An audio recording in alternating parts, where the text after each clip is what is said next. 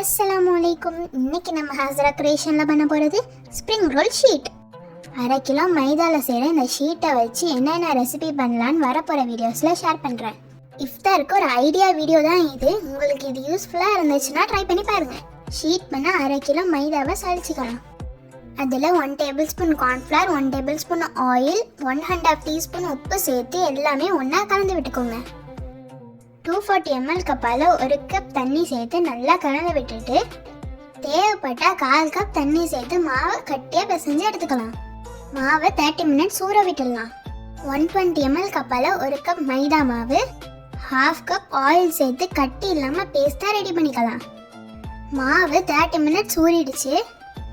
மாவை குட்டி குட்டியாக உருண்டையாக பிடிச்சி வச்சுக்கலாம். 1/2 கிலோ மாவில் 20 உருண்டை கிட்ட வரும். ஒரு உருண்டையை லைட்டாக மாவு தொட்டு பூரி அளவுக்கு வளர்த்துக்கலாம். வளர்த்ததில் மைதா பேஸ்ட்டை அப்ளை பண்ணிக்கலாம். வளர்த்த மாவில் மைதா பேஸ்ட்டை தடவி அதுக்கு மேலே ஒரு மாவை வச்சு மைதா பேஸ்ட் தடவி இதே போல் 4 தடவை பண்ணி எடுத்துக்கோங்க. எல்லாத்தையும் ஒன்று சேர்த்து எந்த அளவுக்கு மெல்லிசாக வளர்க்க முடியுமோ அந்த அளவுக்கு மெல்லிசாக வளர்த்து எடுத்துக்கலாம்.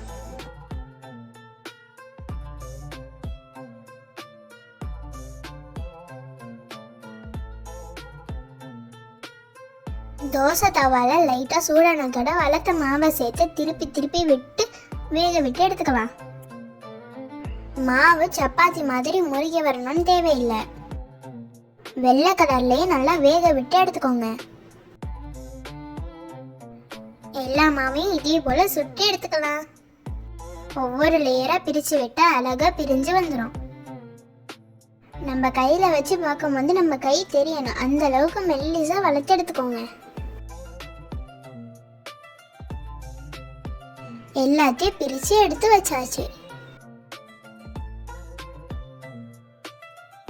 சமோசா ஸ்டஃப்டு பாக்கெட்ஸ்க்குலாம் நான் கட் பண்ணுற மாதிரி கட் பண்ணிக்கோங்க. ஸ்ப்ரிங் ரோல் ஷீட்டுக்கு பாக்ஸ் டைப்பில் இந்த மாதிரி கட் பண்ணிக்கோங்க. சைடில் உள்ள எட்ஜஸ் எல்லாம் வேஸ்ட் பண்ணிடாதீங்க. அதில் த்ரெட் சிக்கனுக்குள்ள மாதிரி கட் பண்ணிக்கோங்க.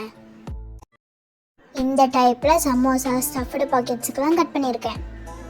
இது த்ரெட் சிக்கனுக்கு கட் பண்ணியிருக்கேன். இது ஸ்ப்ரிங் ரோலுக்கு கட் பண்ணியிருக்கேன். இந்த டைப்பில் பக்லாவாக்கு கட் பண்ணியிருக்கேன். இதை பிளாஸ்டிக் கவரில் போட்டு ஃப்ரீசரில் வச்சு ஸ்டோர் பண்ணிக்கோங்க. இஃப்தார் டைமில் இந்த மாதிரி ரெடி பண்ணி வச்சுக்கிட்டிங்கன்னா ரொம்ப யூஸ்ஃபுல்லாக இருக்கும். நீங்களும் ட்ரை பண்ணிவிட்டு மறக்காமல் எப்படி இருந்துச்சுன்னு கமெண்ட் பண்ணுங்கள். நிறையா ரெசிபிஸ் பார்க்க நம்ம சேனலை சப்ஸ்கிரைப் பண்ணி வச்சுக்கோங்க.